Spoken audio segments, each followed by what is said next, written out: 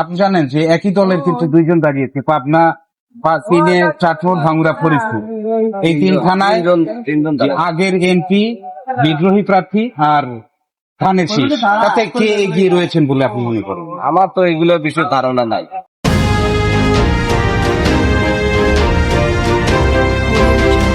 পাবনা তিনে তো দুইজন দাঁড়িয়েছেন একই দলের, বাংলাদেশ জাতীয়তাবাদী দলের।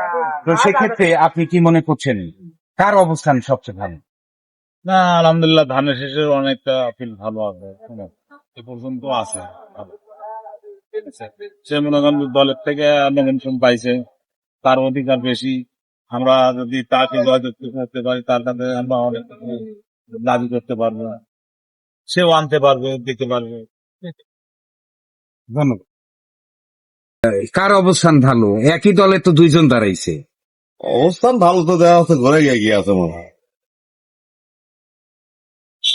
এনে যেরকম আলোচনা হয়, আমি বাইরের কথা আমি করবো না, বুঝছেন? ঘোড়াই এগিয়ে। ঘোরা হ্যাঁ হ্যাঁ, সামনে তো নির্বাচন হতে যাচ্ছে।